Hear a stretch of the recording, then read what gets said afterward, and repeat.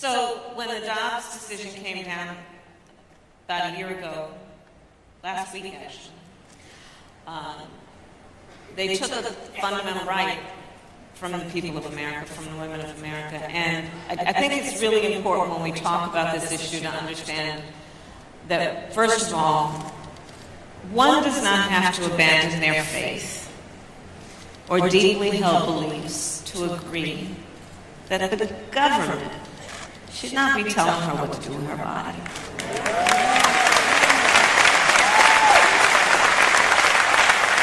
If she chooses, she will talk with and consult her pastor, her priest, her rabbi. But the government should not be telling her what is in her best interest. Trust the women of America. Trust the women of America to know what they need. And what we have seen happen is exactly what we so sadly and accurately predicted. Women across America who are silently suffering, so many of them, who are being made to feel as though they've done something irresponsible or wrong, who are being judged, who are being denied access to essential and critical care. Understand that after the Dobbs decision came down, laws have been proposed and passed that are criminalizing physicians with significant prison time in many cases. Understand that laws are being passed in America since that decision came down a year ago that make no exception for rape or incest. And I know it's a difficult conversation to discuss, but one must discuss it because we have to be real about what's happening right now in our country. As many of you know, Sonny, you and I share this background as a prosecutor. When I became a prosecutor because my best friend in high school, I learned was being abused by her stepfather. And I said to her, you have to come live with us. And I called up my mother, she was at work, and she said, yes, she has to come live with us, and she did. Now, these extremist so-called leaders who are passing these laws saying no exception even for rape or incest. Understand what they are saying, these so-called leaders. They are saying that after someone has survived a crime of violence, a violation to their body, that after that has happened, you will not have the choice about what happens to your body next. That's immoral. That's immoral. And they want to prance around as so-called leaders with their little flag pins? This is what's happening in our country right now. And I've met far too many women who have shared their stories. A woman in Texas, actually many women in Texas, who was suffering a miscarriage, went to the emergency room for help, and they turned her away. We can't help you because we're afraid about the laws, what it might do. She went back again. I need help and assistance with what's happening, this miscarriage. She wanted to carry her pregnancy to term. They turned her away. It was not until she developed sepsis that they treated her. I met another young woman who came to one of my events with her husband. She was diagnosed at 18 weeks pregnancy. They prayed to have a baby. At 18 weeks pregnancy, she was diagnosed that fetal disease, and that the baby would not survive. They were devastated. She wanted to then have a procedure. She was denied to have the procedure.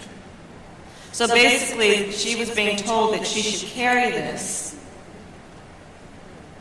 even though the diagnosis was clear about what the outcome would be. So she had to travel from Texas to Washington State to get the procedure. Now, again, let's break these things down because it's more than just some intellectual and political issue. So this young woman who prayed that she would be able to have a child and then received a diagnosis from her doctor that is devastating news now has to be made to get a plane ticket if she can afford it, go through TSA, sit on a plane with a bunch of strangers, to go to a healthcare provider she doesn't know, to address this critical issue. It's inhumane to make people do that. And this is what's happening in our country every day. People silently having these experiences. And I think it's so important that we all speak out and say that this is a violation of basic rights that are about bodily autonomy and self-determination. And we have to stand with what we know to be right and true about the importance of foundational principles such as freedom, and say that we are not going to stand for this. And we are going to stand up and speak to the need to, one, elect members of the United States Congress who will pass national legislation to reinstate the protections of Roe v. Wade, that we will pay attention to who's governor, and if they're passing and signing these state laws, who's the Attorney General, who's in the state legislature, if they're passing laws criminalizing, who's your prosecutor. And we've got to vote in our numbers and speak loudly about this grave injustice that is affecting the women of America. Vote, vote, vote. Now I have vote, vote, vote. You have that power in your hand, at least where they're not gerrymandering. I want to finish this line of questioning, and Monica certainly has another line of questioning she is going to get to that's very important. I just want to switch gears quickly and talk about the Black maternal health crisis. Because as you know, they say when the world, gets a cold, we get the flu. It's another issue you have been such a champion for us, and we thank you for that. Can you tell us how you view the relationship between the fight for reproductive rights and the Black maternal health crisis? Because for some people, there seems to be a disconnect there. Oh, for some people, they have just revealed themselves to be hypocrites. So, here's why I say that. So this is an issue I've been working on for many, many years. And in fact, when I was in the Senate with my colleagues, the Congressional Black Caucus, I was on the Senate side.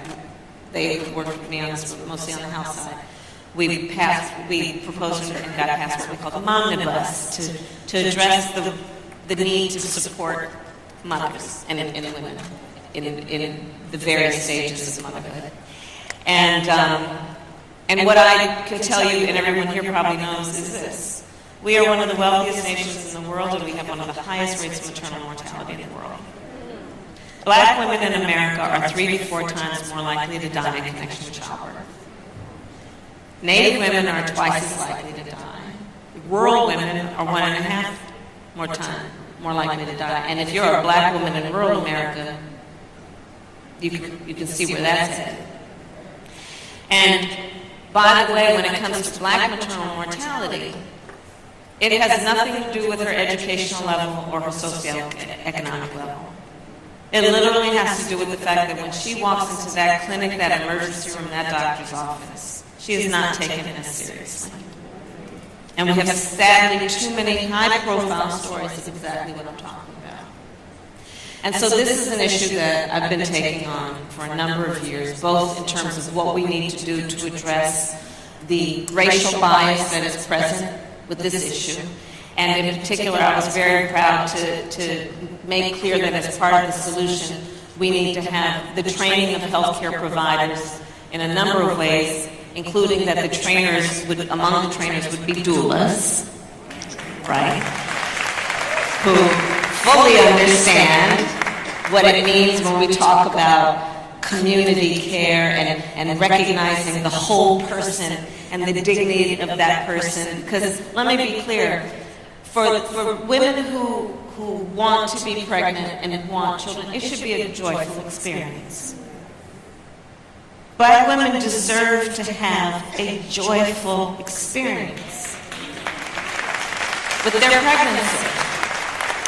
And so this is one of the issues that I've taken on for all of these reasons. And it has included, as you mentioned in the introduction, I issued a challenge back in December of 21 after we were elected to the states to say, well, Medicaid covers postpartum care for 2 months. I challenged the states to extend it to 12 months. And we started with 3 states were doing it, and now we have 35 states and DC doing it. So we still have some more to go, so you can help me in Shane and the rest of them. But back to the point about hypocrisy. In the top 10 states that have the worst maternal mortality, they are the same states that also have abortion bans. So these people who walk around saying that they have passed these bans in the interest of the health and well-being of mothers and children are hypocrites. They're not. When we look at what are you doing to support women around prenatal care, their pregnancies, postpartum care. What are we doing to recognize that women need affordable transportation, that they need real support in terms of what they need, because if they already have children, affordable child care, paid family leave, paid maternal leave, for the men in their life, paid paternal leave. And so there's still so much to do, but on this issue where these people are beating their chests with these laws that are about denying people the ability to make decisions about their own body, they must be confronted about this. Because there is an utter hypocrisy at play. And by the way, Virginia is the only southern state that it does not have a ban. The majority of black women live in the southern states. So understand the connection between race, between income, and who gets what kinds of services, and what are the predictable outcomes when those services are lacking, and that divide exists. And here you see then the data that talks about black maternal mortality. So we got some work to do. Absolutely. I couldn't agree with you more. It's been hard for me not to act like a black church girl in here. Every time you say something, I'm like, yeah, amen. I just want to encourage y'all can do that if you feel that today, okay?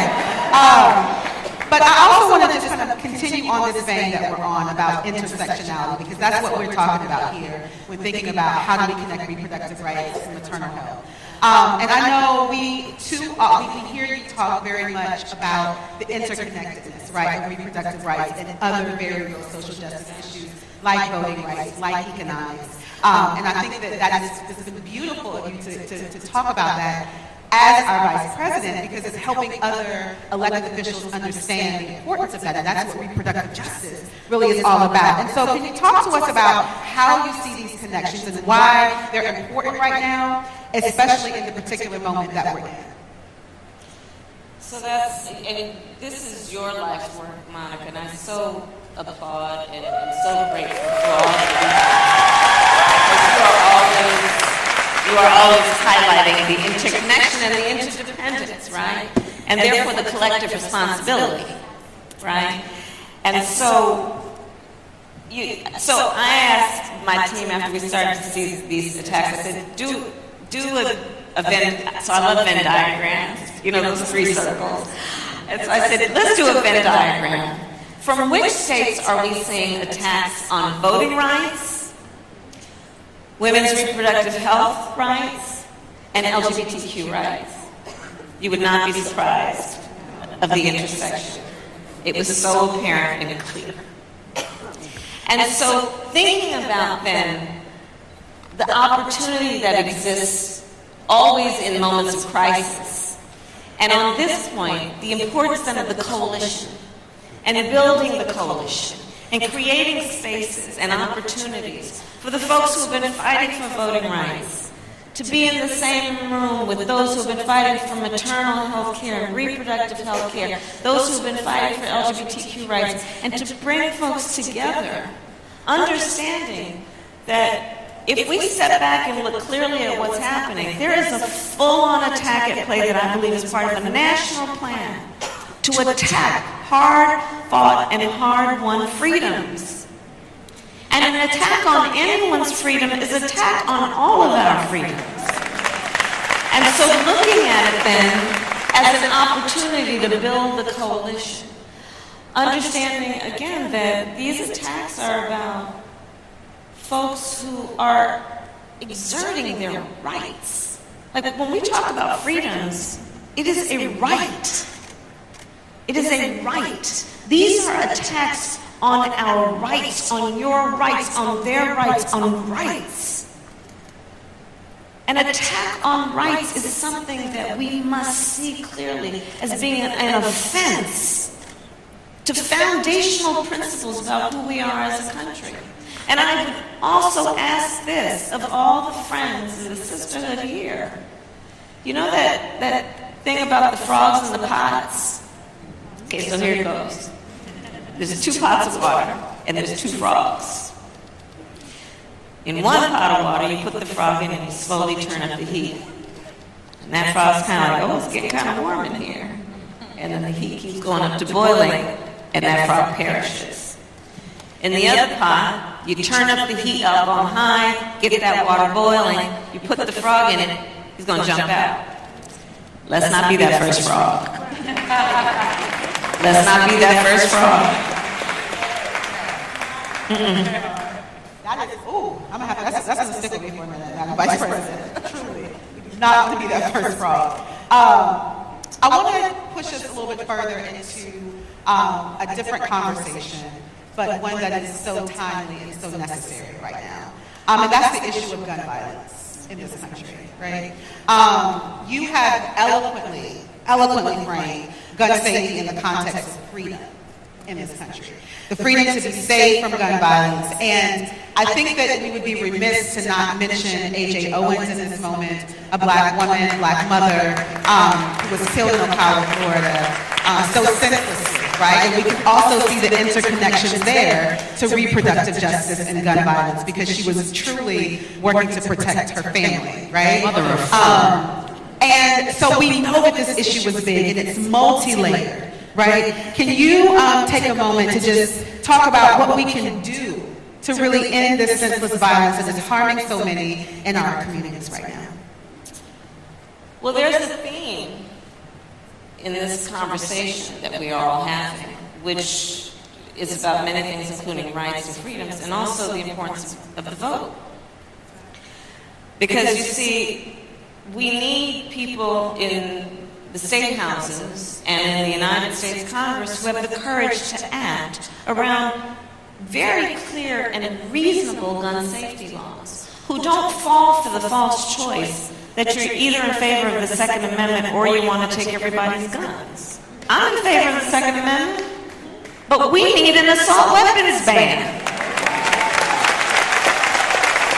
Assault weapons are literally designed to kill a lot of human beings quickly. These are weapons of war that have no place on the streets of a civil society. 1 in 5 Americans has a family member who has been killed by gun violence. The #1 cause of death for children in America is gun violence, not some disease. Gun violence is the #1 cause. And when you start looking at the statistics in terms of our young people, young black people in America,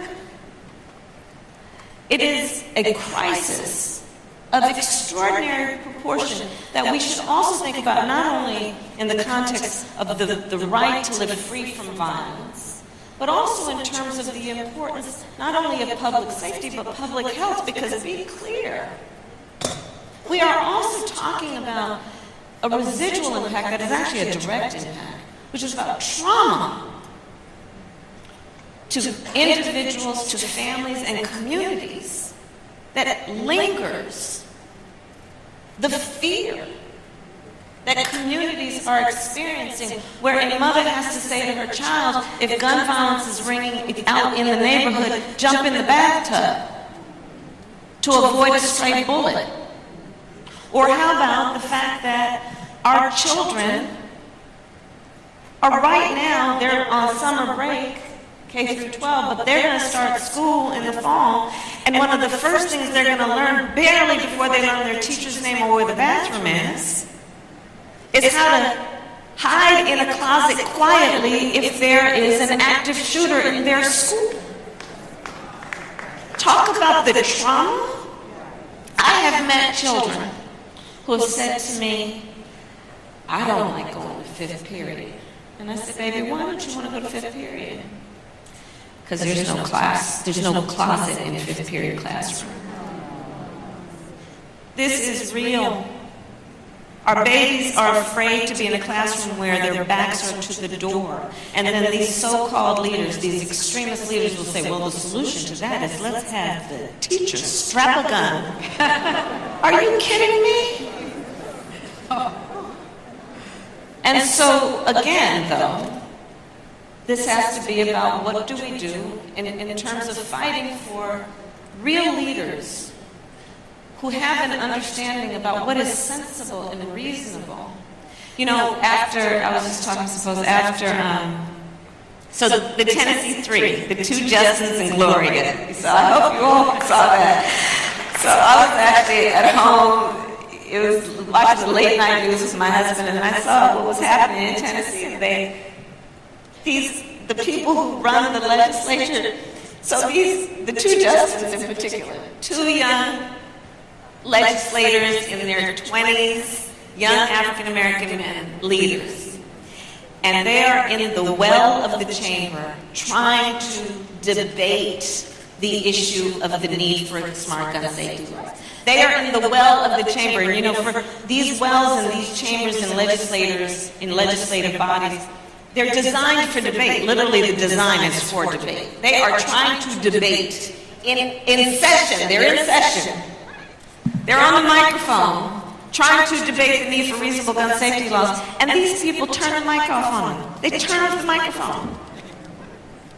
You talk about attacks on our democracy. We're not even looking for symbols anymore. They're turning off a microphone. But this is what I loved about it. This is what I loved about it. So these young leaders said, all right, anybody got a bullhorn? And they got a bullhorn to make sure the voices of the people were heard. And you gotta love cats. Yes. And you've used your bullhorn quite a bit. You've used your pulpit quite a bit. And I know we've had this discussion that as DA in California, you prosecuted crimes against women and children. As a federal prosecutor, I prosecuted child sex crimes, of course, and child trafficking. And that always makes you feel like you're on the right side. You've also have been such a champion for women's health, including reproductive health care. You filed briefs as an AG to protect access to reproductive health care. As a senator, I really miss your Senate debates. I'll be really honest with you about that. Is there any law that tells a man what he can do with his body? I just miss it. As senator, you led on maternal health and have carried that forward also, of course, as vice president. You're leading the administration's work on reproductive health, as we've mentioned before. I mean, my question is, it sometimes feels like such an insurmountable topic. Why is it so important to you? Why do you think you're getting so much pushback?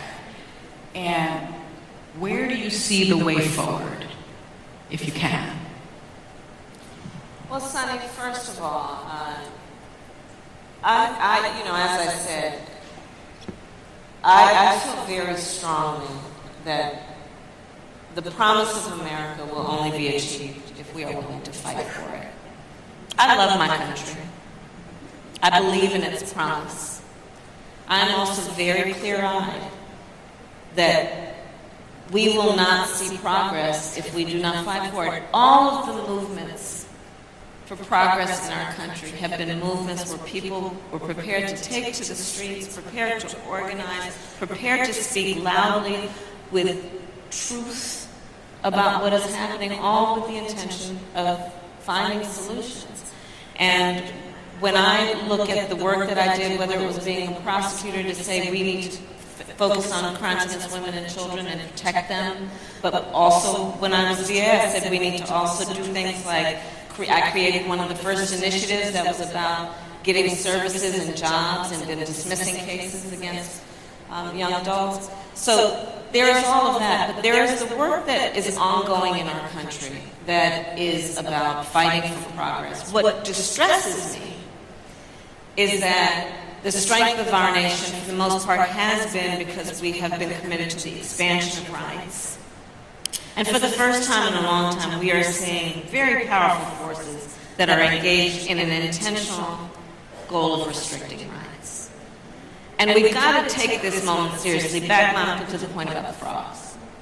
And here's how I also see it. As Vice President of the United States, I have now met with over 100 world leaders. Presidents, prime ministers, chancellors, and kings. When we walk into those rooms representing the United States of America, traditionally we do so chin up, shoulders back, with the self-appointed and earned authority to talk about the importance of democracy, rule of law, human rights. But what this group, all of us know, is that the thing about being a role model is people watch what you do to see if it matches what you say.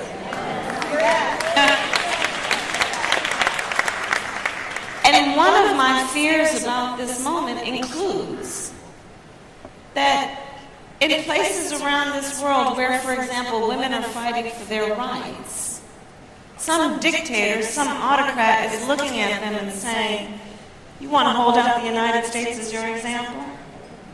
Look what they're doing." You want to, maybe it's a different person saying, "You're fighting to end corruption in elections? Look what they're doing. You be quiet."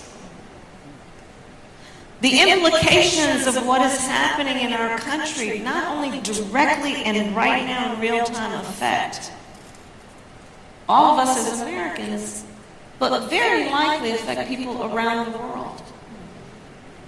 So that's how I think about this moment in terms of what is at stake. And I go back to saying, we have to fight for the future we deserve. We have to fight for a future that we deserve, also understanding that very foundational principles about who we are as a country are at stake, including freedom and equality and basic notions of justice. And the thing about a democracy, and I'll end my point with this, I think there's a duality to the nature of democracy. On the one hand, there's an incredible strength. When a democracy is intact, it lifts up individual rights. It protects civil rights. It's very strong in that way. On the other hand, it's very fragile. It's very fragile. It will only be as strong as our willingness to fight for it. And so fight we must. Thank you for that. Ooh. I think we've heard two really key words come from you, Sunny, and from you, Madam Vice President. And the first word that you said, of course, Sunny, was vote, like how important that vote is. And then you followed up by talking about organizing. And so voting is powerful when we organize. And one of the powerful things I love about organizing as a cultural strategist and someone who's deeply rooted in culture work as a means to really move the masses and to really dismantle systems of oppression. And we've had this conversation, Madam Vice President. There is such a power in using the culture, right, to be a tool to make those movements happen. We've seen you on the parking lot, right? We have seen you convene really powerful influencers that represent, television shows from actors to musicians. Like, they really have a pulse of the people. And I truly believe that some of our elected officials are learning from you that policy alone, without using culture to actually shift hearts and minds of people, doesn't really make the mark for us. So can you talk to us, because we are in the room in the epicenter of Black culture this weekend, and there's a lot of folks in here, in particular Black women, how y'all doing, who are in this room who want to take action They want to protect their rights. They want to be able to move and channel their energy in very intentional ways. What are some of your ideas as to how we can do that, and how important do you think culture is in particular to help us do that? Well, I think culture is a reflection of our moment in our time, right? And present culture is the way we express how we're feeling about the moment. And we should always find times to express how we feel about the moment that is a reflection of joy, because it comes in the morning. We have to find ways to also express the way we feel about the moment in terms of just having language and a connection to how people are experiencing life. And I think about it in that way too. And we also, I think it's very important that leaders, anyone who considers themselves a leader, really understands how anything they say would affect a real human being, as opposed to, otherwise be a poet and write poetry. But if you want to understand, I don't mean to dismiss poetry at all, but if you want to understand any concept, you have to ask questions like, how would this affect a child? To have a real understanding of what it is that you propose. And culture helps us do that, because you sit down with Keke Palmer and you're going to have a real conversation about a variety of issues. But I think it's so important also just to be present. We have to be present. And in this moment, I think there's a perversion in some ways about what it means to have strength. Some people would suggest that it is a sign of strength based on who you beat down, when I think most of us know the real sign of strength is based on who you lift up. And so all that we can do that is about that is, I think, in preservation and in the purpose of growing our strength. Now, we're really almost at the end of our program. I do want to shout out to the men also in our audience. I see my dear friend Ben Crump in the front row, who has done so much for our community. We appreciate you, Ben. Look at Reverend Sharp in the front right over there next to Sade Benoit. See, I don't wear glasses on TV, but I can't see anything. She knows this now. Roland's up. Where's Roro? All the cool dudes is up front. We see y'all, brothers. Standing by women. So we thank you for that. One last question, if you'll allow it.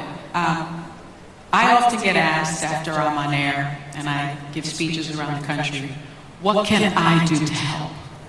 I have a platform of 3 million people a day. You have a platform of millions and millions and millions and 100 world leaders. What can people sitting in the audience today do? What is their call to action? We network well, as evidenced by the fact that we're all here right now together.